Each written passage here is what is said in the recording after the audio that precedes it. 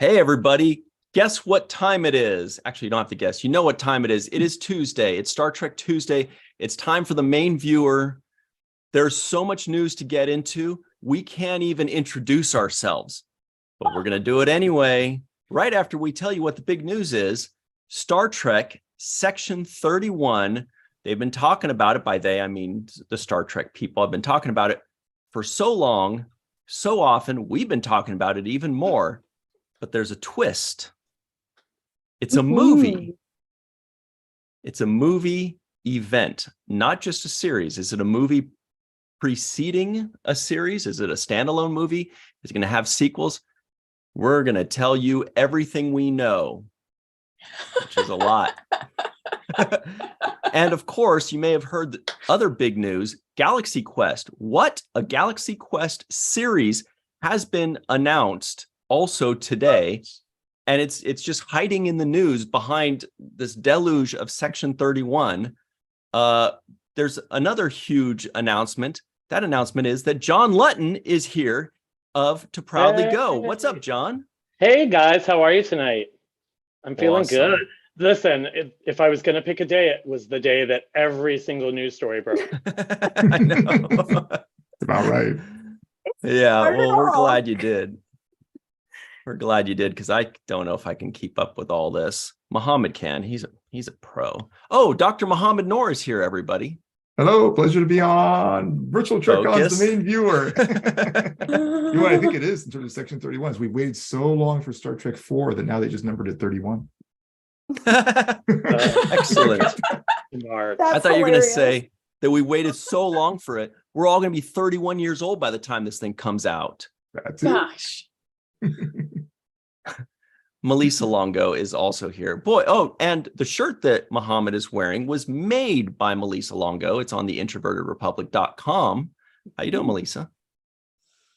I'm okay. There's a lot going on. Yeah. Dr. Anne-Marie Siegel is here. This doesn't seem like much to her. She's chill. Hi. Okay. I'm just like, we gotta get moving. My name is Ryan T. Husk. When you think of San Francisco in Star Trek, what do you think? Starfleet Academy, of course. So if San Francisco in the future had a baseball team, what would that baseball team be called? Why, of course, it would be the San Francisco Cadets, because of Starfleet Academy. And that's what this shirt is. Check out how cool this thing is. Look at, you can see most of it. It looks awesome. There's like a bridge, Golden Gate Bridge. There's the pips. It's a uniform. It is gorgeous and amazing. Cute. And look, it even says cadets right here and right here. Be the envy of all your friends and get this San Francisco Cadets shirt at the Star Trek and Chill online store. That is in the description box below. Star Trek and Chill. Click on that. Get yourself your very own cadet shirt or your very own Decor Province Major shirt that Melissa is looking stylish in. Check that out. Hey, that's cool. Nice. It's a great shirt. It's comfy and it's great. And it's the got aforementioned Kira on it. yeah, the majors. And the aforementioned, of course, introvertedrepublic.com as well, which is where you can get the shirt that Muhammad is modeling beautifully, listener. I love this shirt. It's also very soft and very comfortable. I wear it a lot. Anne-Marie, I feel like you're wearing something secret. I am wearing something. The Ferengi eyes? No. I'm wearing Lower my decks. Lower Excellent. shirt. I'm just getting so excited for that. Plus, I realized I need more Star Trek t-shirts, not just sweatshirts. No, it's so hot. And then we just have to mention John Lutton's t-shirt, which is all of the Star Trek queens for To Proudly Go who perform on Saturdays in New York at Barracuda Bar. Yeah, and let me tell you, they've never looked this good. So in 2D. And that's with bar lighting and a couple alcoholic beverages. So bar lighting is key. Yes. We all love bar lighting. Let's say hi to everybody in the live chat and then get up into all of this news. Oh, everybody we mentioned Muhammad earlier, how he's a pro. He's such a pro. He literally over the weekend, and when I say literally, I mean literally. I don't mean like how most people say figuratively, or they mean figuratively when they say literally. He fired our entire marketing department. So Sorry, I got grumpy. so you need to be our marketing department for us. Is there pay? Just go ahead and please give this video a like, and make sure you are subscribed to this channel. And if you can, click on the share button and share this video with all of your pals, and have a great time with us, and we will with you. Thank you very much. Thomas, Puka, Bob, Glenn, Peter, Linda, May, Reginald, Volk, Chuck A, Rashid, what's up? Shag 840, back of the head. Back of the head. Maybrella. Oh, really? Is that late? Yeah. All right. Let's get into it, everybody. We see you. Thanks for joining in the fun. Did we mention I'll like this video? Yes, we did. Yep. Thanks. Oh, Wayner, who I saw in Times Square a few days ago. So Oh, cool. yeah, there's a good 7th rule representation. All right. So first things first, everybody. On TikTok today, I was scrolling through TikTok, looking at my favorite. No, this is, of course, Variety.com and many other outlets announced this at the exact same time, 8 a.m. Pacific time on April 18th. This one is entitled Paramount Plus greenlights Star Trek Section 31 film starring, you guessed it, Michelle Yeoh. Dr. Muhammad Noor, I hope you have your reading voice on. I hope I do too. All right. Paramount Plus is officially moving forward on a Star Trek Section 31 project starring Michelle Yeoh, but it will now be an event film instead of a series, Variety has learned. And what was first reported that a Section 31 series with Yeoh was in development back in 2019. In the film, Yeoh will reprise the role of Emperor Philippa Georgiou, whom she began playing during season 1 of Star Trek Discovery. Per the official logline, Emperor Philippa Georgiou joins a secret division of Starfleet tasked with protecting the United Federation of Planets and faces the sins of her past. Rumors of a Yeoh-led Section 31 project began upon the conclusion of season 1 of Discovery, after a deleted scene revealed Georgiou being approached by a member of the shadowy intelligence organization on the Klingon homeworld. I didn't think that was a deleted scene. I thought it was like a post-credit scene. But anyway, whatever. Let's see what else there is, just a little bit more, So because if there's you so much skim information. down, I'm glad you mentioned that. There is so much. So I think a good place to pick it up is where it starts, the paragraph that starts with Craig Sweeney, like halfway down the. Yeah, I remember that. And but also it would be great to read Michelle Yeoh's quote, Okay. because we it's can do both. pretty good. It's pretty good. Oh, yeah, I remember reading that. That was the first thing I read, too. Yeah. Let's see. Where is it? Here it is. Michelle Yeoh's quote is right before, right below where we were. Yep. Here it comes. Dr. Muhammad Noor. Thank you, Okay. sir. No problem. So this is the quote. I'm beyond thrilled to return to my Star Trek family and to the role I've loved for so long, said Yeoh. Section 31 has been near and dear to my heart since I began the journey of playing Philippa all the way back when this new golden age of Star Trek launched. To see her finally get her moment is a dream come true in a year that's shown me the incredible power of never giving up on your dreams. We can't wait to share what's in store for you. And until then, live long and prosper, unless Emperor Georgiou decrees otherwise. Ooh. Love that ending. Yeah.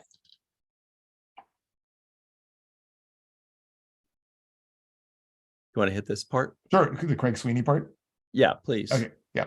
Craig Sweeney from Limitless and Medium serves as writer and executive producer on Star Trek Section 31. Olatunji Osunansami, I'm sorry, I don't know how to pronounce his last name, director for Star Trek Discovery and The Man Who Fell to Earth, will direct and executive produce. Yeoh will executive produce in addition to starring. Alex Kurtzman and Aaron Byers executive produce via Secret Hideout. Rod Roddenberry and Trevor Roth of Roddenberry Entertainment also executive produce, along with Frank Siracusa and John Weber. CBS Studio will produce. Sweeney Osun Sanmi, and Kurtzman are all currently under overall deals at CBS Studios. It's Oh, I guess- Okay. it's I guess Otunde Craig's- Osunsami. Osun Sami, got it. Mm. Otunde Osun Sami. I heard them, they call him Tunde. I know when people talk to him, that's what they say. Oh, thank goodness. That's what I'm going to say. Cause that is, I sound it out when I read it, but I'm like, yeah, Tunde is like that. Listen, I'm still just excited that Mohammed at any point could be the people who do coming attractions for Mhm. any movie with that voice. Very Awesome. kind, thank you. So I guess Craig Sweeney was a writer and consulting producer for first season Discovery, interestingly. And I believe he wrote the episode Context is for King, I Oh, want to say. But I haven't confirmed that part. episode But 3, wasn't it? yeah, I think so. So I guess maybe they brought back somebody like involved in making the character. I'm not sure. That's just my guess. And also, interestingly, he's involved in he's like an executive producer for the CW's reboot of 4400, which was the show that Ira, like the original 4400 yeah. was Ira's show. Oh, So here's the big thing for me, and I kind of and they touched on it at changed the the top writers. here. 'Cause previously, it was like a different Discovery writers team who was supposed to be in charge. Do we know if this is going to be just a movie? If they have turned this series into just a movie and are going to move on from that? Do we know anything or have any hints about that? What if it's just like a movie that's a pilot? That's interesting what they I refer to it was as a- thinking. interesting they refer to it as a movie event, which seems to imply there's something around. Like like when you talk about other movies, you don't say a movie event, you just say a movie, period. But they're calling it a movie event, which seems to imply there might be something else. You know what I Right. think that implies? I think that implies that it's going to be on Paramount Plus solely and not in theaters. Oh, I think Oh. that's what they mean by and this is just a total guess on my part. Because if it was just a movie, they would say, movie. set to hit theaters and whatever, or they would just call it a film, but when they call it a movie event, if they add the word event, it feels like they're trying to hype it up a bit more. And if you're trying to hype it up a bit more, it means that it's because they're trying to get you onto their app. That's just me kind of connecting dots that may or may not be there, connecting constellations. Well, and I it know could be- Alex. Oh, go ahead. Sorry. No, go ahead. No, I know Alex Kurtzman also said that he wants to do a movie event every 2 years through streaming. So will it be, we've got 2 years of this Section 31 or one movie, and then 2 years later, where are they now? So, or it could be a backdoor pilot. You're right. I mean, it could be anything. Mhm. And this way, because Michelle Yeoh is like so central to the Section 31, like all that news, she could be the one like kicking it off if they did decide to go forward, or maybe not. Yeah, I guess like the other thing about calling it an event is then you don't call it. It kind of like gets rid of people calling it a made-for-TV movie, Yeah. which I'm sure they want to avoid. Or That maybe could be they'll the best do connotation. a release like they do on Amazon Prime, where they release movies in theaters, but also make it only exclusively available on Prime. So it could be it could do both. Oh, Tonight on a very special Star Trek. Like I just picture like the Blossom episodes. Well, it's interesting to see too, because I mean, like, you want to, for the streaming service, they want to have everybody like, I mean, if you do a movie event, that's just one day, as opposed to like if you had released it over weeks. I don't know. So like, I don't know how it works with like timing release of other series to keep membership up. It'll be interesting to see.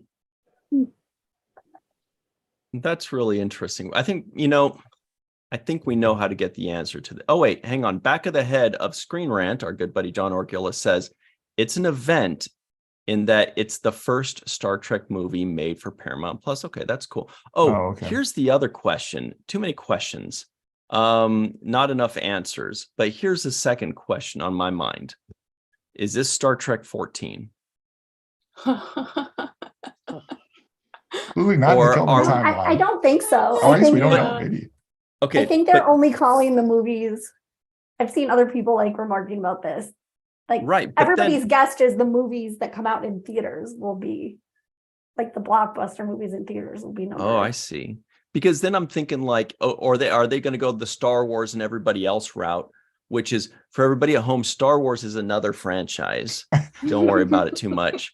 Where like, they have Solo and they had Rogue One, right? They're not numbering these things anymore, right? So are they going to go in that direction now where they're no longer numbering things? They're just calling it Section 31, and the next one will be, Red Shirts and Cantaloupe or something like that. Or are they going to do a combination where it's going to be Star Trek Section 31, and then when they do another Kelvin verse thing, possibly, then they'll go back to 14. But then that would be weird because Wait, I never it even wouldn't knew be that 14, it would be Kelvin- 15. Until I actually didn't even realize Kelvin was numbered or that people called them numbered. I always heard them like referred to as their year they came out. Or just the name. Yeah. They were actually calling like the new Star Trek reboot, the But I 2009 wasn't one, they in the called it Star movie. Trek just with nothing. Yeah. And then Into Darkness, they called it Star Trek 2 Into Darkness, and then Beyond. But I'm calling them 13. I can't do 2 2s and 2 3s. Right. And Star Trek is just called Star Trek. I can't. That's too complicated for me. And So- what will this mean for the Lappy Award categories? It's the other thing we'll have to deal with. That's exciting, actually. Before Michelle Yeoh left Discovery season 3, she did hear about the Kelvin universe. Like she was the one who was told about it. Oh yeah. Do we know that she didn't go there? Oh, I just want Mary Chiefo back somehow. Oh, I mean, maybe there's a version of her over there that looks the same. I mean, true. no, food for thought. Rainier would end. What do you think, John? Are they going to number these? What are you hearing? So, I mean, from my point of view, it doesn't matter as long as it has Star Trek attached to it. So it could be Star Trek 5000, and I'll, hopefully still be kicking for that. But to me, sometimes, I mean, the politics of Paramount Plus, right, this is Paramount Plus, which is very different than the movie world. So, and again, I agree. I think this could be we're in between shows. Here comes a movie to keep that viewership up and all of that. But, my big hope is that number, regardless of any number or anything, that they're going to be like, this was so successful that how do we get the next one faster than 2 years? Do you want to All right. go into the kind of like sister article about the two every 2 year? Yes, that came up already. It's a good idea. We've got a poll in the live chat, Oh. everybody. Oh. Are they going to stop numbering movies? This is important. For those of us that make Star Trek Facebook groups, we need to know what's going on with these numbers and titles.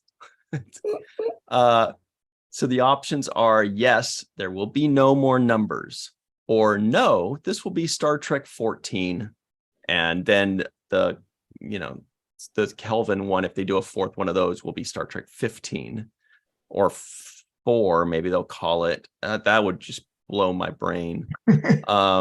Or the third option is a combination in which this is Section 31, but then the next Kelvin movie would still be 14. Like it'll just be kind of like a non-counted movie. And so they're going to have like kind of like how Star Wars had episodes 1 through 9, but they also have like Solo and Rogue One in there. I guess my last thing to say about just this specific Section 31 news is I'm actually pretty surprised how heavily influenced it is by Discovery, like actually hiring the writers and directors from like straight from Discovery. I thought it would have been like a little bit more separate. So, I mean, that's pretty big. I'm excited about that. Yeah, but I think when you have a player like Michelle Yeoh is now, and how she said she's thrilled to be coming back, I mean, you never know what somebody has the cachet and the power to say, like, listen, I want to do this, but only if these people that I've worked with before are coming back to this. Mm-hmm. Totally. I was wondering the same thing. If she like requested specifics. Or maybe they anticipated. They just figured she's more likely to say yes if it is the same people they know she liked. Like, tell Amory John Lutton will be on the main viewer, then she'll come. Are we talking about specifics for the writers and producers Yeah. or cast? No, Writer and because we- producer. We can also have Ash Tyler. We can have Laurel, of course, coming back. Who else can we have that's, you know Kenneth who we could Mitchell. have? We could have Prime Universe Lorca. Oh, now I'm listening. Oh, yeah. As Amory squeals with delight. I mean, exactly when it is. If it's a little bit earlier, it could bring back like Admiral Cornwell. Yeah, that's That what would- I was thinking too. But is it, do we know? Is it, have Don't they even said when it's know. going to, okay. But that's true. Cornwell. But But yeah, to we bring could back definitely people have from, Prime like, Universe. Season 1 Discovery makes me think it's going to go back to that time. And anybody from Strange New Worlds, the whole cast of Strange New Worlds would be available. Mm-hmm. True. Yeah, I guess I'm just assuming that it's going to be in the time of Discovery season 1 and 2. That's just what I'm assuming. I Yeah. feel like that's the right fit because that's where they kind of left it off. Oh, then they can bring back the Doctor from Strange New Worlds. I mean, sorry, not the Doctor, the engineer. Bruce Horak. Oh yeah, yeah. The Enar. What was Hemmer? Hemmer. Oh That's my it. guy. They can bring him back. When she gotta went have- through the gate, that leaves the whole universe and timeline open to possibilities. Mhm. So everybody's dying to know the answer to the poll. 2% of you said no. This is going to be Star Trek 14, bro. Book it. 1 person. 47% of you, the lucky Star Trek number, said it's going to be a combination. And, like this is just going to be its own thing. But then the next Star Trek movie is going to pick right back up at 14 or whatever number that is. And 50% of you said, yes, we're done with numbers. That's it. It's too complicated. It's too much. It's so 1984. Let's just move on with our lives. Which was a long poll answer.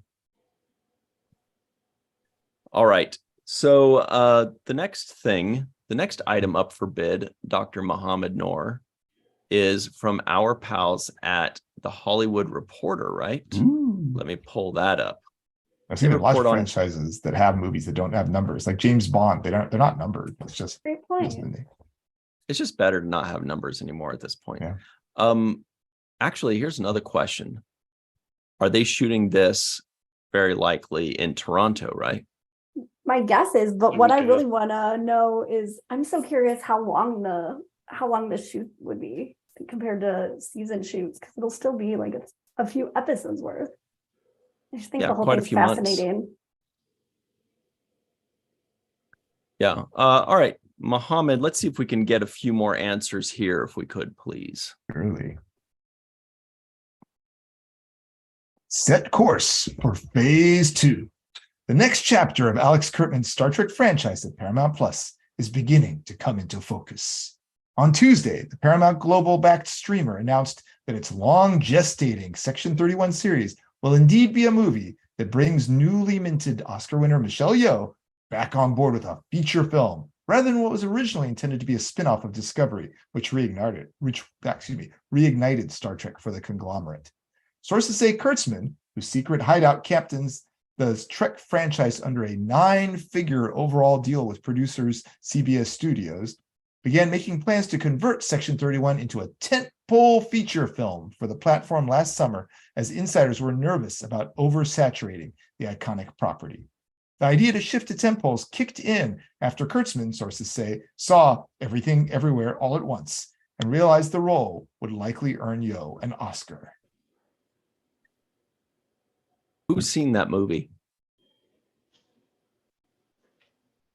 60% of us. That was an easy poll. I need to Yep. see it. Anne Marie, how could you not see that movie? It's all the rage. I know. I don't know. Actually, I Okay. saw it on the plane. I'll while stream coming it. to There's see been you so guys. much Star Trek. There's just been so much Star Trek to watch. Yeah. I'll watch this movie though. That's for damn Yeah, me sure. too. Oh yeah. Oh, And I'll watch the other. Yeah. It sounds amazing. Okay, opening let's day, too. pull this thing back up. Here's what my mind is blown by the first sentence of this next paragraph. That this Star Trek deal with Secret Hideout is 9 figures. Like that's That's just a lot. mind-boggling. That's a lot. That's 100 million or more. I don't know Wow, what the first We're all like, digit is. that's a Yeah, large yep. number. I don't know if it's closer to 100 million or like a billion, but yeah, it's 999 million, but it's Right. in the I mean, hundreds of millions is what we're talking about. mind-boggling. I don't know. Good basketball players make that in 2 years. And that's You could- not you could- counting shoe deals. You could build a whole neighborhood for that price. I mean, Amazing. all right. So at the top, between Yeoh's schedule, fears of having too many shows going on at the same time in the franchise, and a desire to enter the feature film event space, a decision was made to shift Section 31 into a movie. Amid her award season sweep, sources say Yeoh remained committed to returning to Kurtzman's Star Trek fold and was on board to reprise her role as Emperor Philippa Georgiou in any capacity. The actress was the first person cast for Discovery and recurred in its first 3 seasons. Word about Section 31 first surfaced in 2018 with Yeoh in talks for the spinoff, which was formally put into development a year later with the Crouching Tiger, Hidden Dragon attached. Sources say Section 31 is being envisioned as a Mission Impossible meets Guardians of the Galaxy, with the big scope of both films would make doing a weekly series a larger challenge. The plan, sources note, is for Kurtzman and company to do a Star Trek made-for-streaming movie every 2 years for Paramount Plus. Wow. Yeah, that's the exciting part there. It's worth noting that Kurtzman, who co-wrote 2009 Star Trek feature film and 2013 Star Trek Into Darkness, previously expressed interest in returning to the movie world with his franchise in a 2021 interview with THR, tied to Star Trek Prodigy, the kids-focused animated series he developed to help bring in new and considerably younger fans to the franchise. Okay. So exciting. Whew. Every 2 Woohoo. years. Yeah, love it. And it's amazing, like they're already planning production to start like in 2023. Mm-hmm. Mhm. yeah. Mm-hmm. Production will start before So- Discovery even comes on the air for season 5. If that's the case, and they start production in 20, well, I guess it really depends on what they mean by starting production.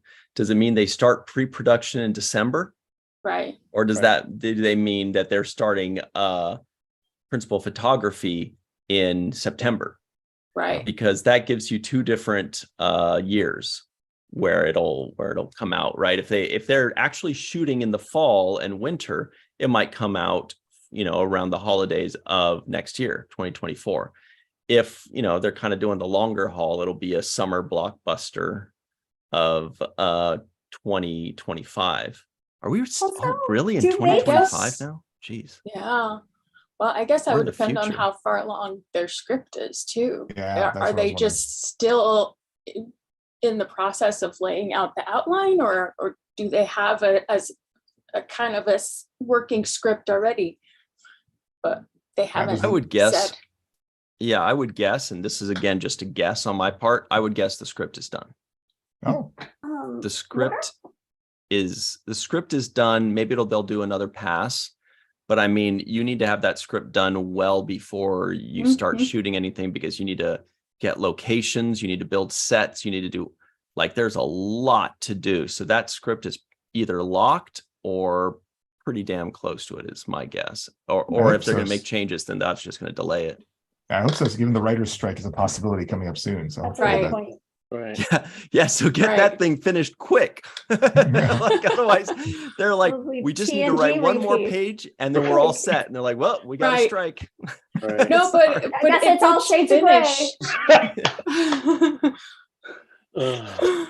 Oh But my if God. the script is finished and it just needs to be polished, then they can go ahead and shoot it without worrying about the writer's strike. They just can't. They wouldn't be able to add anything new. My other to the question is, script. like, what awards show does this qualify for? I mean, obviously Lappies, but also like, so if things are just for Are streaming, there others? Emmys. that's the crazy thing. Like, I don't think it would be Emmys. So does Oscars accept things that have never been shown in the theater, or would it show it in a theater in a couple cities so that it qualifies? Right. Yeah. I think the latter. I think that's what I think. I think that's how I that do works. think that there's something to that, to where it has to have some kind of theatrical release, in which case, that they would, of course, they'd have like a premiere at an IMAX or something like that we Exactly. probably couldn't get into. Which apparently that somehow, which I didn't realize until I was reading a John Orgila interview with Jonathan Frakes, I didn't realize that has something to do with like the television academies, consideration by it being at like IMAX theaters. I don't really understand it, but I'm like, good. Everybody on that show needs an Emmy. But yeah, I mean, it's something to think about, especially with the money they're shelling out for Michelle Yeoh. And then Star Trek always does like clean up awards for, hair, makeup, design. Hey, our good buddy One Trek fan is in the live chat. Welcome, Lisa. Lisa. Good to see you. She's out in Canada as well. I think in BC. Yeah. Hope you feel Rico better, Lisa. also says it qualifies for the Emmys. Yeah, which is confusing to me because Emmys isn't that television. But this isn't a miniseries.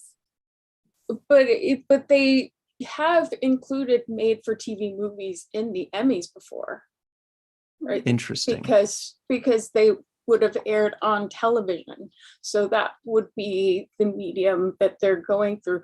Just because, streaming makes it great, but Then So is it feels possible? I just feel like we're redefining. We're at that pivot point right now in Right. society Yeah. where we're redefining Yeah. what is this media, because It's all shades of people are gonna gray. it's all a big clip show. Some people, Oh my all gosh. streaming is on their phone, Let's and hope some not. people, some people still have viewing parties and get large groups of people Mhm. together. So Plus, like, if it's a Netflix movie, they'll put it at Tribeca, or else like the Netflix theater here, so that it can get like added to movie awards. So Okay. it's such an interesting distinction. In the live chat, our good buddy Rico E. Anderson says it qualifies for the Emmys. That's two people. BL and Rico in the live chat, can you please let us know what that criteria is that it meets that makes it qualify for the Emmys? And if so, does that exclude it from the Oscars? Or is it available? Is it, qualify for both the Emmys and the Oscars? Please clarify for us, because either way, it's going to qualify for the Lappies. That everybody, that is the Star Yeah. Trek Awards that is every February. So check that out. We had the Lappie Awards March. 2 months ago. We also had the Lappie Awards last year. The third annual Lappie Awards will be next February as part of Virtual TrekCon 5. And I don't think it'll be out in time for that, but but the next Lappies probably. All right. Was there more to that story? I think we hit the highlights there. I don't know. I mean, we have so much other news. Probably better move on to other stuff. All right, if you're sure. I guess Let's like one really quick thing to hit is just like it is interesting that they're giving some thought to like oversaturating the market and franchise fatigue and things like that, which obviously became a factor in buzzword for the 90s. Big time buzzword, yeah. I mean, I need to get like a paper and pen out to do the math, because I'm like, I don't think they change. I don't know, just like how many weeks we're getting hit with new Star Trek episodes. Like, I don't know that, it might just be that obviously you don't want 2 every week, but I don't think they're taking away from like releasing an episode most weeks, especially with Starfleet Academy coming out. Speaking of which, John Lutton, yes, sir. what are you most looking forward to? The Section 31 movie event, the Starfleet Academy upcoming series, or any of the new seasons that are coming out for Discovery, Lower Decks, Prodigy, or Strange New Worlds? Well, this is a really tough question because today's news throws a big monkey wrench in. So, I mean, Starfleet Academy is in some ways so unknown, right? So there's that side of me that's excited for that. What I think with today's news, I'm most excited for Section 31 simply because we've seen this portrayal of Section 31 as this dark, Sloane is like in the shadows and doing all these things. But Michelle Yeoh brings such a levity. Like all I can think of, seriously, this is in my head all the time with Tilly saying to Giorgio, "You've got him on your shoe." Like it's like crazy. Like she brings a funny aspect to it where she's like, "Yeah, I killed him, so what?" So I think there's that school of thought that's like, oh, Section 31 is so not what Gene Roddenberry would have wanted. But I think Michelle Yeoh brings it back into that, who cares? We can kill people and do things for the Federation, and I'm going to entertain you while doing it. Especially because Section 31 was post Roddenberry, if I remember correctly. Was. Mm-hmm. Yeah. But yeah, that's a good point. The other thing is, and I don't think people have really pointed this out too much yet, but this is something we're all going to have to really acknowledge in the coming months, is that once the Section 31 movie comes out, the toughest thing about it is not being able to talk about it. Why is that? Wait, what? Well, it's a secret.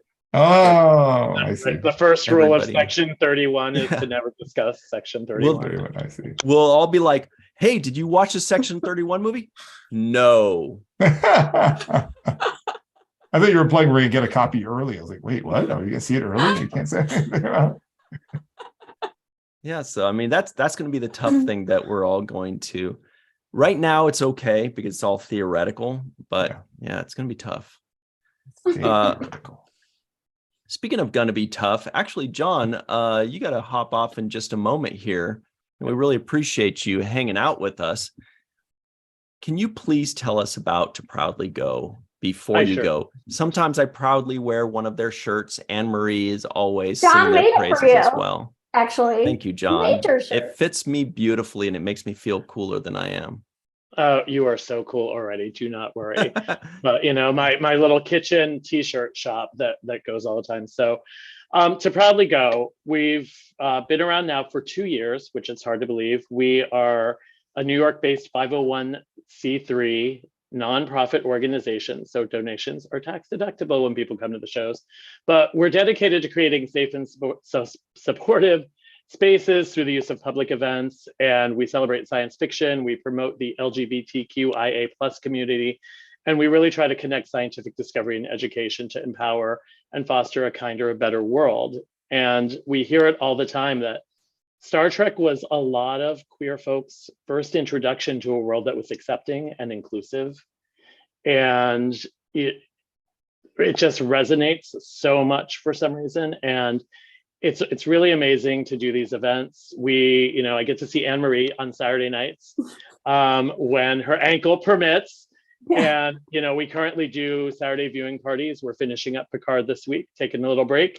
And then we'll go into some additional shows in between while we're in between new Trek. So there is no fatigue for us. Please keep bringing new Trek because then we can keep bringing things to the folks in New York City. And we're at the legendary Barracuda Bar every Saturday night. We have amazing drag queens, a cadre of 5 of them who, you guys, if you think you know Star Trek and you can say things along with shows, what these gals do and their lip syncs, and you would swear Kate Mulgrew sometimes is standing on the stage delivering her lines from episodes. Wow.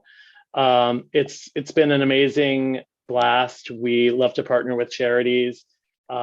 We right now are working in New York City with God's Love We Deliver. So just to raise money for them as well and promote that larger community. And that is toproudlygo.org. Yes, we are a .org. And you guys have always heard, those of you in the entertainment industry who have heard like that, please don't try to match us up with our headshots. We don't look like that anymore. I definitely do not look like the picture that is chosen to be on the toproudlygo.org website. So I'm way cuter now than it was then. But and it's cool. The website, thanks to our chief technology officer, is undergoing a revamp right now, and he has somebody on his team, and it's going to be cooler and better than ever within the next month. All right. Very Well, cool. John, that's really cool. We love what you do. We're so glad that Anne-Marie keeps us up to date on all of those goodies. I'm sorry I don't live in New York. Otherwise, I would be there every week. You couldn't. You guys would get so sick of me there. But I live in LA, so you guys got to do shows here in LA sometime. You could be the franchise. You can be our first queen. We can give you a makeup There's tutorial. no royalty in this. Not franchise. But thank you. Guys, thank you so much. It's so Great to nice see to be on you. this side of the camera. So awesome. Thank you. Thank you, John Lutton, very much. And everybody, that's toproudlygo.org. John, we'll see you soon. Hopefully we'll see you in the live chat. You will. Thanks. Bye. Thanks. All right, everybody. Now that's fun stuff. And everybody in the live chat's like, all right, that's enough. Back to work, you guys. Give us more news. We know there's way more stuff that happened today. You're right. And that stuff is, well, here's another news item. Oh, we already covered Star Trek Picard becoming the first Star Trek series to break into streaming top 10 ranking. Just to reiterate that, that is huge. That's great. And I'm hoping that in a few days, trekmovie.com will be like, Star Trek Picard is the first show to break into the top 3 of streaming ranking or something like that. That'll be You great. never know. That was just based on the first half of the season. True. And I feel like the second half is really picking up steam. Yep. Agreed. Mhm. Deservedly so. It's fantastic. All right. Well, speaking of which, We have that finale this week too. Whew. Mhm. here's a I good know. one. It's like Oh, the this is Hunger from- Games to get those IMAX tickets too. This This is Wednesday from our night. good pal, Back of the Head, John Orchiola of Screen Oh. Rant. Speak of him, John. It is entitled Star Trek Picard Showrunner on Season 3's Shocking Twists. I Look love at his that beard. debonair young man. Yeah, Yeah. look at that guy. Look at him. All right. Mohammed, would you do us the honor of reading a little bit of this stuff? I'd for be us? happy to. Thank Star Trek Picard Season 3's showrunner, Terry Matalas, also directed episode 9, Vox, which may be the finest episode of the acclaimed final season so far. The penultimate episode, which was written by Sean Tretta and Kylie Rossiter, sets the bar for the series finale of Star Trek Picard to deliver an epic conclusion. As the changelings complete their assimilation of Starfleet in Star Trek Picard, Jack Crusher, played by Ed Spaliers, received the startling answer about his destiny. Whoops. we lost the image there. He is part Borg with DNA inherited from his father, Admiral Jean-Luc Picard, Patrick Stewart, when he was Locutus of Borg. We're not even going to talk about the science of this, by the way. We're going to just move on. This oh, we lost it again. What the heck? I don't know what's going on with the image. It's kind of funny. This leads to the return of the Borg Queen, played by Alex Creed, and the revelation of the Borg's alliance with the Changelings. Starfleet's last hope is the return of the USS Enterprise D, which is crewed by Picard and the cast of Star Trek: The Next Generation.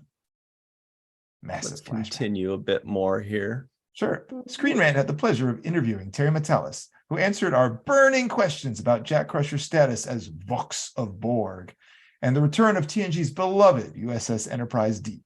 Matalas also clarified the current status of his proposed spin-off, Star Trek Legacy. So now's when he explains some of the episode 9 twists and turns. So Screen Rant asks, the return of the USS Enterprise D was a sight for sore eyes.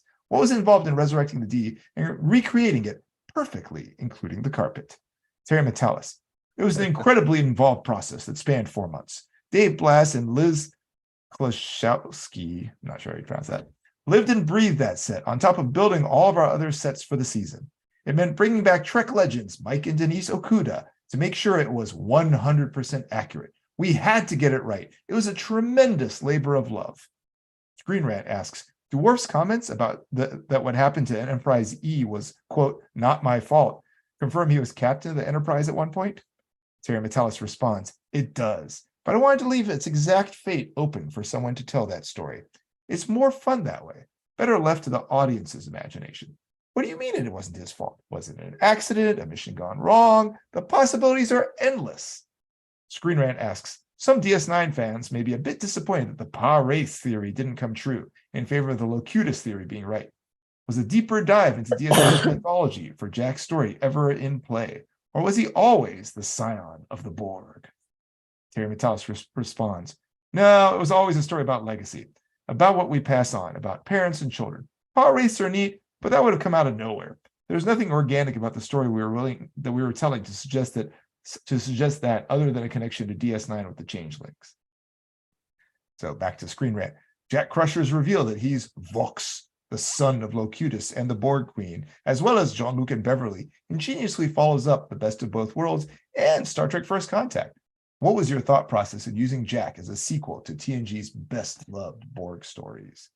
Terry Metalis responds, it started with the question, what's the very worst thing for Picard to face here now that he has his son? And the answer was to watch Child his son support? go through what he did as Locutus. And the rest fell into place. What if he passed on the very worst part of himself? How terrible would that be?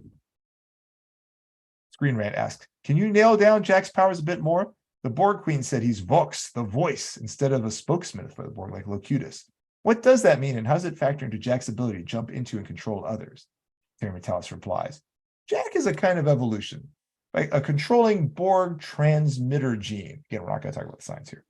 Locutus was kind of a receiver. So Jack's gene can control the receiver gene placed inside the others. The genes placed into the transporter system. Mohammed, could we though talk about the science for just a minute? It's interesting. It's creative. I love the creativity of this idea of using the transporter to get things into so many. Could you theorize as to how something like that might be pursued? I mean, it's tough because I mean the template idea is interesting because you can imagine a scenario in general, not in the specifics here, but you can imagine a scenario in general where, okay, I want to save some space, so let me keep this template and I'll use this template. I'm just going to fill in some of the pieces, but I have some pieces already ready to go. It's just kind of stored. So that sounds good. The challenge for me personally is like, you have to figure out where every atom goes. It doesn't really help to know what the DNA sequence was. It doesn't help at all. And we've got dozens of atoms in us, right? Yeah, right. And you have to know exactly where it goes. So it'd be like knowing a couple of grammatical rules, like the start of a sentence often has a capital letter. Now, there's a ton of letters. Like that, that piece of knowing that the start of a sentence is an alphabet, that doesn't actually really help you. My headcanon is they just like insert some DNA, like return, like how mitochondrial DNA has like that weird little bit of DNA. So my headcanon is it's just like a little blurb somewhere floating around instead of, but like they don't really. Yeah, honestly, like if I was working with the writers' room, which I had nothing to do with this, I would have edited it just slightly and just not use the template aspect. Just be like, it just inserted it, period. Exactly. Not like make it part of this virus whole. Or something. Yeah, like a virus, basically. But I mean, just essentially just have it just inserted and not be part of the template. But I get their point was like, wouldn't somebody have figured that out or detected it or something like that? That is the funny thing too, because people get scanned all the time, and it's like, hey, Anne-Marie doesn't have the same DNA sequence she had like last week. That's a little Especially funny. his mom is so overprotective. But, yeah, Speaking of which, Matt Boardman, our good buddy, the Matt Boardman in the live chat says, actually, I don't mind child support because I love my kids. Spousal, on the other hand, that's another story. Oh my gosh. This guy. Yeah, but still a creative idea. I mean, I like the creativity to it, even if like I would definitely have done it differently, but whatever. That was cool. It's John sci-fi. Lutton in the live chat. Hello, John. Good to see you there. Robert Kaiser says, and feel free to pass on this one, Mohammed. He says, so Mohammed, how did you advise them on this whole genetics concept in Picard season 3? I have not advised on Picard. All right. let's move on. Was there more to that article, or did we catch the main? Well, what pieces? the really interesting thing is that Terry Matalas is just like adamantly denying any plans for a Star Trek Legacy or anything in production, any spin-offs. It's a pie in the sky, he says. So it's interesting that this close to game time, that's still the case. And then I heard Larry Nemechek dropping the hashtag Terry Trek. So I don't know if that's a thing. That's pretty funny. But people are demanding continuations, and the finale hasn't even come Star out. Terry. And Terry Matalas is very emphatic that like nothing is approved on this front. I mean, that's the punchline. Which is Right. so interesting because the composers really did seem in like a deep dive article to imply that they'd given some thought to future. Well, like, the two music would be like in the things you guys legacy. have just said are not mutually exclusive. Right, Muhammad said nothing's been approved, right. and Anne Marie has said that some ideas have been passed around. That sounds like I two think things both that are are not true. mutually It just exclusive. seems so deep Right. to talk to composers about something like that. Seems like so far down the line. All the musicians out there, we didn't mean that. You guys are at the top. No, obviously, I'm with film composers all the way. But yeah. Yeah. We're with you, film composers. You guys can do things that our brains are not Yeah, equipped but they don't want to to waste do. their It's time. If it's unbelievable. not like a project they're hired for. Mhm. Yeah, so that's interesting. Yeah, good stuff. Okay. Stuff. I guess there was another, I know if you going on from this, Trek Movie then covered John Orpiola's interview, which is awesome, and then added some interesting tweets they found to sort of like support some of these little tidbits. And the one that I thought was really interesting was talking more about that like changeling face that talks to Vedic. I guess like Yeah, I'm an idiot and didn't know. Terry Matalas said on Twitter that that's the Borg Queen. I guess I'm like an idiot and didn't put that together, but now I know. Okay, Interesting. fine. But we better find out what Vadic's alien crew is, or I'm going to be very sad. I'm going to be so sad. I don't know if you Green, ever green, will. green. I say it's Breen and they got different outfits. We need And it's a got green different- spin-off show. But yeah, I agree. It's interesting that like all of Starfleet that's over 25 is like now dead though.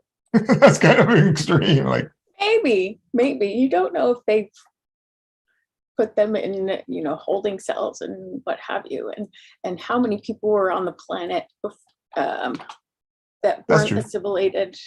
They could just have a few thousand the- locudi, you know. Well, and maybe little it's cuties. only, and maybe it's only the people who were in the fleet for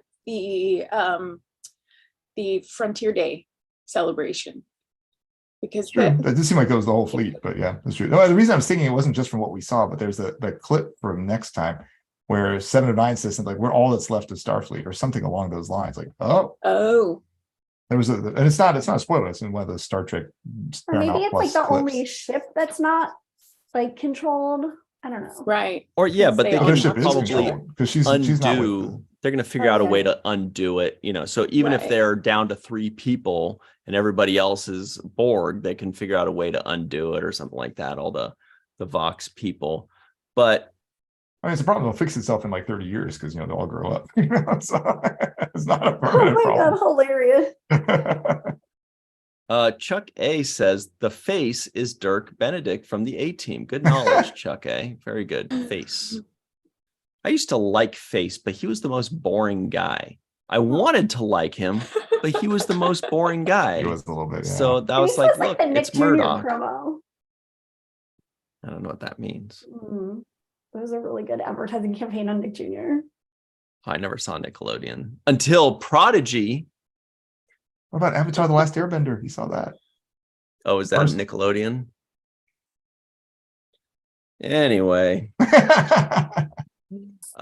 guys, it is Tuesday, so you know what that means. It's time for our Tuesday Oh wait, I Twitter just want to break. add one more thing. Oh, okay, go Oh. ahead. Do that. Oh, I wasn't sure if we were done with Picard totally. who knows? So Okay. Aaron Waltke on Twitter Yes. tweets out, Star Trek Prodigy action figures are now arriving from online orders at last. get yours now. Arrival in big box stores. Coming soon. Let's take a quick look at, nah, you guys don't want to see. Yeah, let's take a quick look at these. So, Oh, yes. so Oh my God. Dal has Murph as an accessory, which we were joking. It's just like when Nog was a ROM accessory, but you really got two action figures for the price of one. Right now you get an action figure and a paperweight for the price of one. And they already just listed as that choking hazard.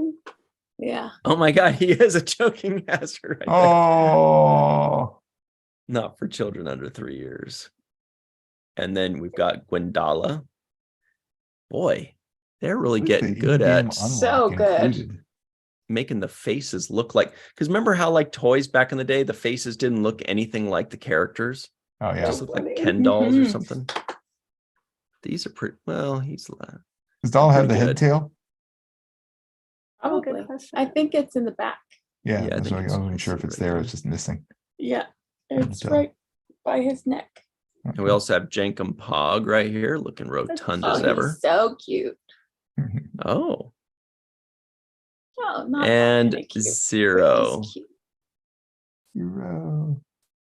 So who are we missing? So Rock Rock Talk. Talk. Rock Top. And then I thought I saw somebody like Yeah, putting just it with Rock Talk, you're Janeway. right. Janeway. And then I thought there's like, so I'm not sure if there's a Janeway and an Admiral and a hologram, or it's just hologram Janeway. So those two. And I think hologram Janeway is on, you can pre-order it on the website. Also, Tuesday, Trek Twitter. Look at that. Star Trek at Star Trek says, get ready for a special movie event. Academy Yes. Award winner Michelle Yeoh. This was when it was originally announced. Look at 8:01. Ooh, they slipping. It's a minute later than everybody else. Everybody else was at 8 a.m. And Star Trek's like, yeah, we're making you sweat it out for a minute. We wanted you guys to be like, is this real? Is it true? Also, why is Garrick trending? Oh, that's funny. Garrick's He's always doing, trending, he's isn't doing he? the costuming for Section 31. Oh, But wasn't he recruited by Bashir? No, he's on his own planet. Forgot.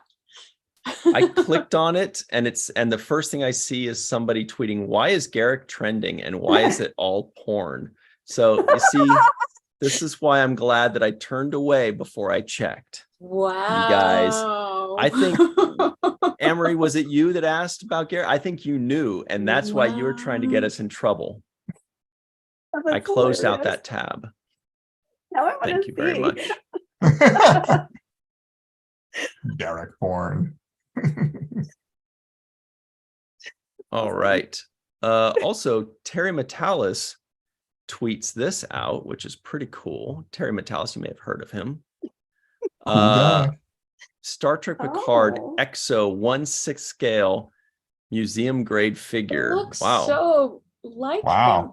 It's That's got a amazing. photograph. Yeah. It's amazing.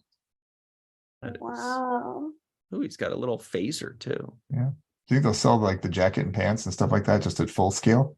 People can just buy it. I saw that Hero Within is selling these jackets. They're No? just Wow, they hilarious. look great. Their Yeah. Star Trek Amazing. Picard action jacket line. Mhm. Mhm. Mm. All right. We have one more social media item to enjoy. And it goes a little something like this. It's Star Trek at Star Trek. You may have heard of them. They've come up a few times. Take a closer look at some of the 24th century Federation starships. And you can just click on the artistry is beautiful. Mhm. So you click on that and redirects you to StarTrek.com and all kinds of cool stuff. 3-minute And there's video. Look at this. Look at And- this. Who's Oh, oh no. There's our best pal right there. Everybody just listening in, a related video says What We Left Behind pays tribute to Aaron Eisenberg. It's a yeah. great video. So I guess this is just an article. I thought it was going to have a lot of cool pictures for us. It's a video. There's a video attached that goes through the 24th century ships. But Enterprise C, right. Rachel Garrett, the Red Lady. Ooh, fun. Are you hearing the Voyager music in your head as you see Voyager? Yeah. Oh, I love Message in a Bottle so much. Yeah. Oh yeah, that's a great episode. Oh, I good always song. start my Yeah. rewatch there. Mhm. That's what's her name? Christina Aguilera. That's Everybody Genie knows, in a of course. bottle. What did I? Oh, you said message in a bottle. You're right. That's funny. I'm a message in a bottle. You need a bottle. Oh my gosh. Wow. Inquiry Inquiry class. class. Oh, that's interesting. Anyway, so there's a lot going on there. That is some legit ship porn. And I'm definitely not a ship porn guy, but I have to admit that Picard has converted me in some Me ways. too. Yeah, Strange it's New very Worlds good has fun. a little bit. Actually, all of them really have, because Mhm. they've stepped it up. Even the animated series, Mhm. Yeah. when they show these ship exteriors, they look gorgeous. And like reading them is so fun. And then like obviously I'm total sucker for the D. Yeah. I just love it. You're right too. Even the animated ones, like the Prodigy's got like the Protostar design is really cool, and the what's the name of the ship that Janeway was in? That's the same as come on. What's the name of the ship that Janeway was in? The Dauntless. Yes. Oh my God. I want to know Yes. so much more about that because it Yeah. was made by Bolana. Yeah, exactly. So anyway, let's see what everybody in the live chat is saying about all of that. Oh, and very I also quickly. heard like a really cool Easter egg that I hadn't caught before because everybody's like that Pulaski, the USS Pulaski is obviously named after Pulaski, but it's actually like a throwback to War of the Worlds, the Orson Welles Oh, like radio show from the 30s. And it's because it was named after, I don't know, it was Pulaski an admiral or a general or something. And so that ship was like getting surrounded by alien ships on that show. So it's like a cool Easter egg for that. Love that stuff. no. Yeah. Well, let's move on past all that. Okay. About, Jenny R. Johnson in the live chat. Hello, we see you. Ooh. Boy, she has been tweeting up a storm, showing off her incredible artistry. My goodness, she's good. All right, good to team up.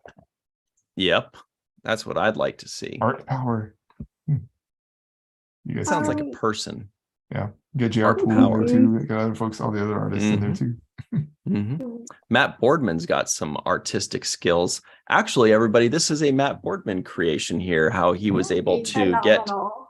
the image from the promotion and put it into our main viewer frame here. As you can see, it is the ship's main viewer.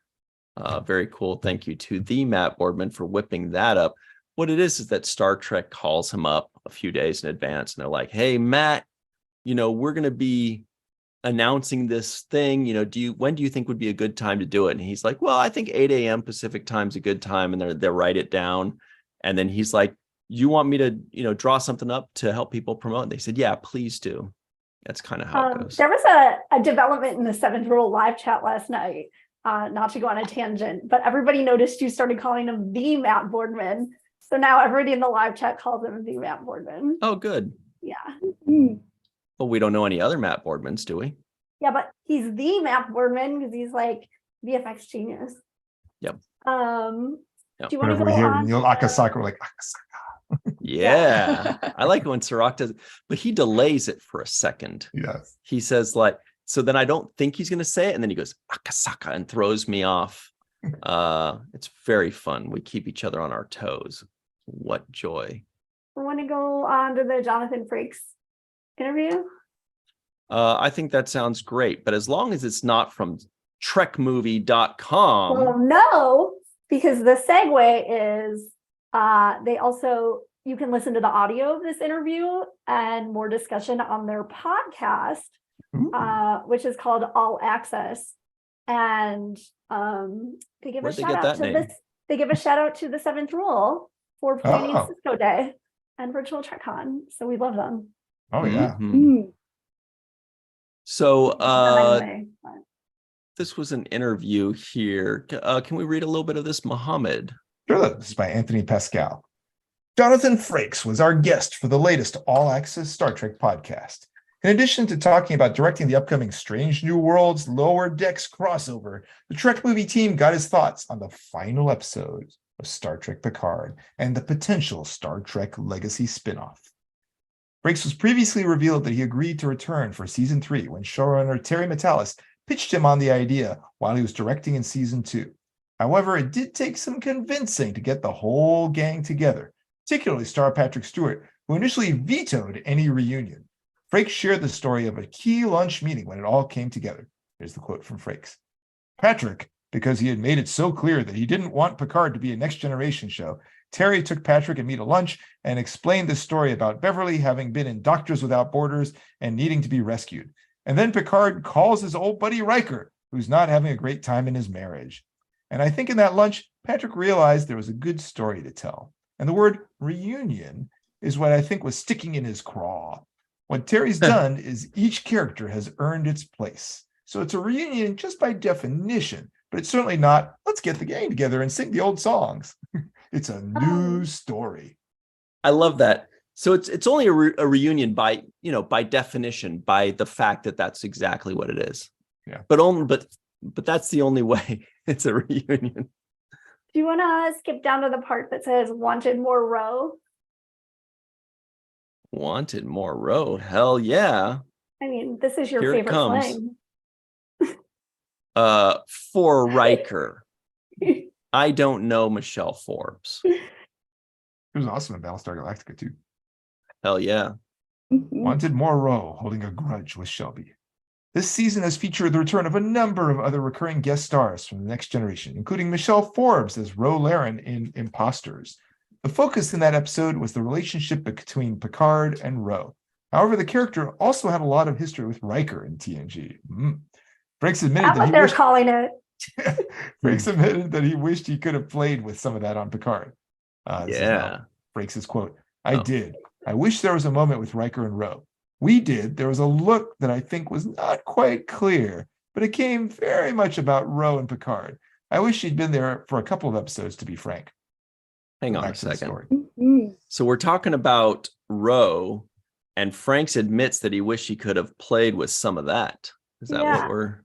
Yes, that's the point. And one like really cool thing sort of like playing on this is that the Ready Room like did an ancillary video about like Frakes and Marina Sirtis talking about like rekindling their romance and the romance over 35 years. And they said before like every episode they would remind each other that their characters are in love because like the suits and the writers wouldn't like put it in episodes much. So they just like put it on in the like in their looks to each other as much as they could. And then especially if other people were in the scene so that they knew it, their looks wouldn't be cut out of the scene. And so that's how they like forced the show to continue their relationship.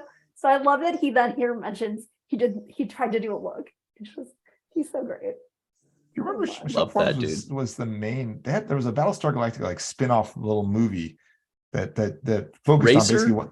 Yeah, that's what I was trying to remember. Was it Razor or was it Blood and Chrome? It's one of those like spin-off. I think it was Blood and Chrome was a spin-off show. I think it was like one season that didn't last very long, but Razor was like the 2-episode kind of movie thing in Battlestar Galactica, the series, right? I didn't think that was the one that went back. The one I'm thinking of was the one that went back and showed basically what happened to the Pegasus from the beginning. Right. Blood and Chrome was like a series, like a prequel series or something like that. People in the live chat remind us, because I don't think I watched Blood and Chrome. I think I may have watched the first episode. I definitely saw all of Battlestar Dramatica. So I thought Razor was just them like taking out the Cylon resurrection ship and stuff like that, but I could be misremembering. Because there was one that definitely went back, and then it was like, okay, let's see what happened to the Pegasus that got it up to this point here with the I almost said the changeling with the Cylon who was pretending to be a human. I didn't All right, call us so the same lingo. Wait, what were you gonna say, Ryan? Oh, people I are was just saying going to say, different we're getting some answers in the live chat. Charlie says Razor was epic. Matt Boardman says it was Razor. Jenny R. It was Johnson Razor, okay. says Razor was stressful. Charlie C says Mo is right. Wait, so Razor was The its own Pegasus. series? No, Blood and Chrome was a series. Razor was just like 2 episodes, I thought. Matt Boardman says Blood and Chrome was my first production out here in LA. Congratulations, man. That's a Wow. freaking great start. Nice. Charlie so it must says have been Blood and Razor Chrome. then. Maybe Yeah, Blood and Chrome was a younger Adama as a that's pilot finding That's right. Cylon base. Okay. Yeah, Caprica was the spin-off series. I remember the prequel Mhm. series, but that was like way back before. It was much earlier. Yeah, that's 2 series that were. And that one had Battlestar a full Galactica. season, but then it ended. Mhm. Okay. Yeah, I didn't see either of those. Anyway, but I love that. I love Michelle Forbes in that because that was one that was basically focused on her for the whole thing. It was really nice in that Oh. sense. Mhm. She was great in it, as always. Okay, I'm just gonna have to look it up. Ruthless. Are we saying that Ruthless. Michelle Forbes was in that entire Blood and Chrome series? Well, no, well, whichever one was the prequel one that I'm thinking of, which it may have been Razor. Maybe that's what people in the chat are saying. I guess it was Razor then. I thought Razor was just 2 episodes inside of Battlestar Galactica, like season 3 or something like that. Yeah, it was like movie length though, so maybe it's basically the same thing. I mean, 2 episodes in one movie is basically the same thing. Okay, Brian's saying it was a movie. Right now, Anne-Marie is like, what happened to our Star Trek news show? We're talking about Battlestar Galactica, and you guys can't even remember what you're talking. We're like tickling around the answer, and she's like, who cares about the answer? There's just a really interesting part of the article to cover. If you I think scroll down a Melissa little would more. love Battlestar Galactica. I think I she would do love love- Starbunk. Yeah. No, I do love Battlestar Galactica. I've watched it. I haven't watched the movies or anything like that, but the actual, not so much the 70s one, but the reboot was good. Okay. And I did like Starbuck. Matt Boardman says it was Razor. She wasn't in Blood and Chrome. Blood and Chrome Okay. was only a 2-hour TV movie. Okay. Got it. Forbes was in Razor for sure. But Razor was just a 2-hour movie that took place between, I think, seasons 2 and 3 of Battlestar Galactica. There we Okay, cool. Got it. Okay. So we cleaned that up. Anne-Marie, there's gonna be a quiz later, okay? So I hope you got all that. Look, I'd love to skip ahead. Skip ahead to the finale clues. No, look at this is you guys. Come on, we can't. Galaxy Quest is a TV series that will be on Paramount. Hey, this is you guys. This is our good friend Mary Ann Butler that wrote this. One. I didn't know she wrote for NerdBot. That's really cool. Hello to Mary Ann Butler, our good buddy. Call her Mab.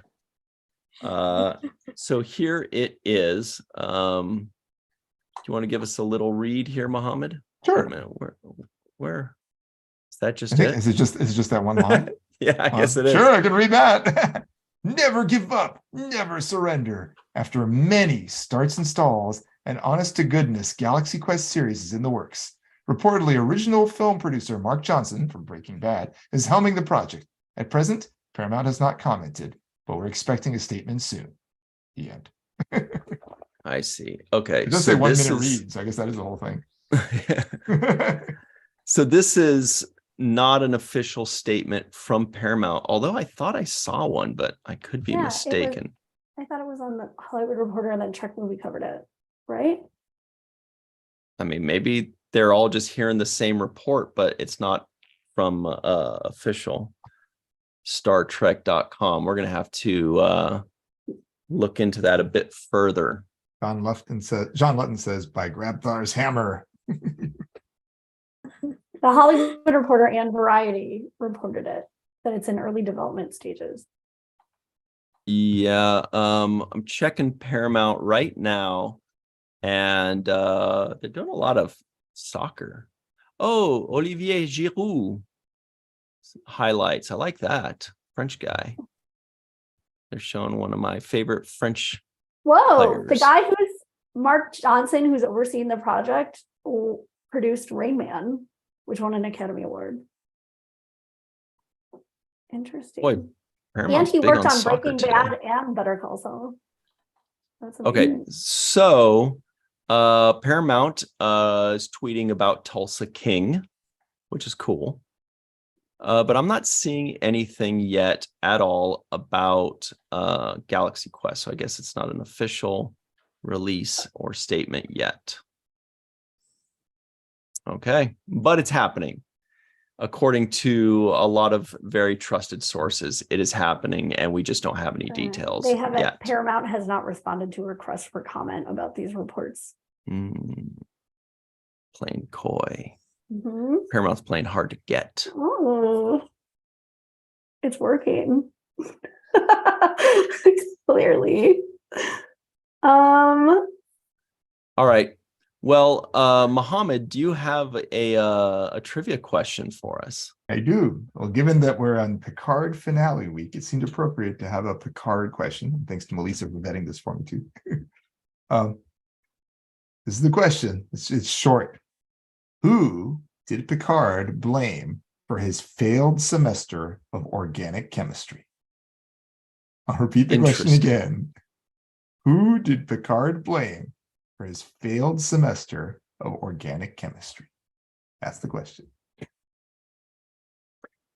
While you guys are thinking about that, who wants to see a preview of Star Trek Picard Season 3, Episode 10? This is right here on trekcore.com, sorry, trekcentral.net. I don't know why the net and not the com. But check this out. There's an image of the Magnificent Seven on the bridge of the Enterprise. You guys notice how strange it is that Beverly is Yeah. at Everybody's security saying this. rather Or than Troy, at her or- where she's supposed to be Yeah. on the side here. Yeah. That's Tasha's spot. Well, no.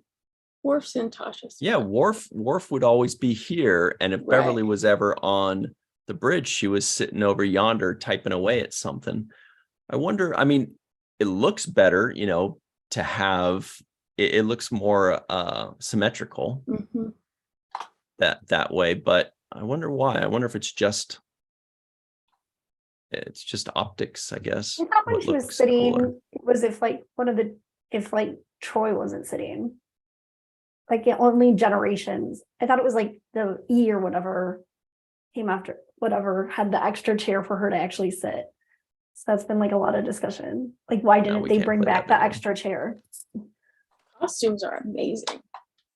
So good. So that's it. There's just one image and one clip that we're not going to show, but that's pretty cool. A bunch Thanks, of Trek images. Central. And people are wondering, like, yeah, anyway, I won't go into detail. All right. It's just serious. Let's talk about the week ahead, of course, everybody. But before we talk about the week ahead, let's talk about the day behind. Yesterday on the Seventh Rule YouTube channel, we released our full review of Star Trek The Next Generation Season 1, Episode 12, Data Lore, the birth of that meme where Lore's going like, actually, it's pronounced anal tart or whatever. Venus tart.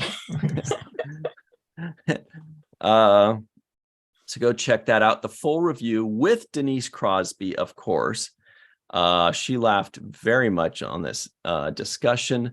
Go check that out on the Seventh Rule YouTube channel. Then tomorrow, go to the Falling Tower YouTube channel. That's on Wednesday at 6 p.m. Pacific, 9 p.m. Eastern time. It's new month. We're reviewing all brand new shows. And this episode, we will be reviewing a show called Florida Man. Not about Trip Tucker. Florida Man. With our good buddy, actor Rico E. Anderson. Muhammad and I and Rico delve into Netflix's brand new show, Florida Man. So everybody at home, watch that first episode and then join us on the Falling Tower YouTube channel at 6 p.m. Pacific, 9 p.m. Eastern time, and see if we agree with your, what's the word I'm looking for? Your feelings. Yeah, your assessment, how you feel about the show. Let's see if we're close. Then I know you guys aren't even going to be able to sleep the next couple days, but of course, Picard comes out, episode 10, the series finale. And then on Thursday at 6 p.m. Pacific, 9 p.m. Eastern time, go to the Seventh Rule YouTube channel and watch our review of that final episode. Myself, Sirach Lofton, and a mystery guest. This mystery guest is in some way, you know what? We just have a mystery guest on Thursday, Seventh Rule YouTube channel, 6 p.m. Pacific, 9 p.m. Eastern time. So check that out. Make sure you do not miss that. It's very important. It's vital, the French would say. Then on Friday, this coming Friday at 5 Pacific, 8 Eastern time, come right back to this channel for some Star Trek and chill. It's been a long week. Grab a beverage, kick off your shoes, let the kitty snuggle up on your lap, or the dog. Have you noticed how really big dogs don't know that they're like not supposed to be lap dogs? It's amazing. They just want to be like a giant beast on top of you. So, and if that's what your dog likes to do, let him or her and join us for Star Trek and Chill right here on this channel, Friday, 5 p.m. Pacific, 8 p.m. Eastern time. Lastly, on the Seventh Rule YouTube channel on Sunday, yeah, that's 5 days from now, I know, but we plan ahead. On, let's see, Sunday, April the 23rd. Oh, this is going to be a fun one. Next Generation Home Soil. Remember that episode, Home Soil, with Denise Crosby? Mostly water? Yes.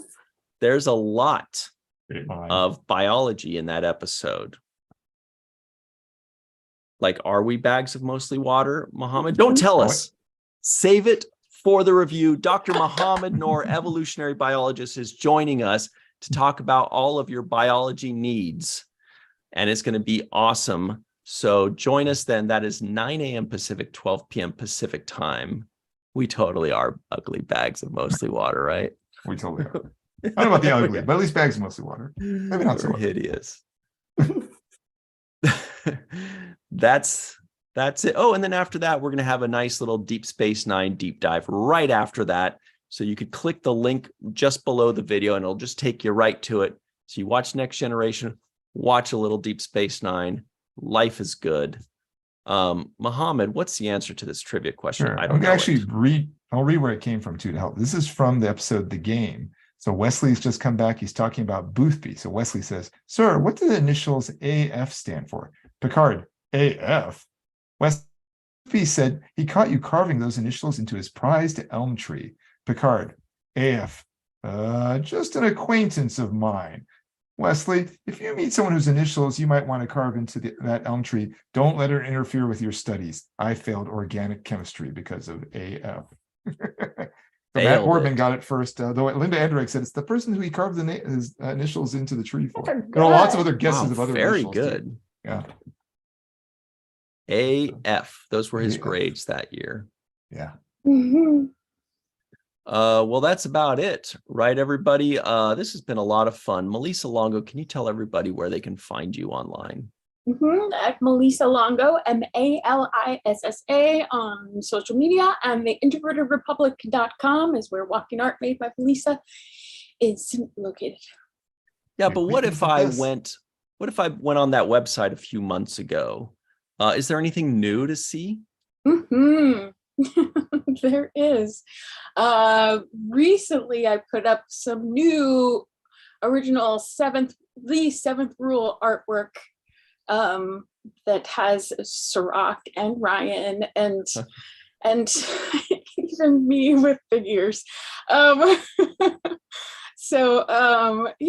and other stuff. So more to come, but yeah. It's There's a always process. something new at the introvertedrepublic.com, Yeah. everybody. It's a practice. Dr. Noor, your thoughts? If somebody said, where can I find you online? What would you say? I'm on the extroverted. No, I'm just kidding. At Mafnor, M-A-F like Frank, N like November, O-O-R on Twitter, Instagram, Facebook, etc., or on YouTube as Biotrekkie, B-I-O-T-R-E-K-K-I-E.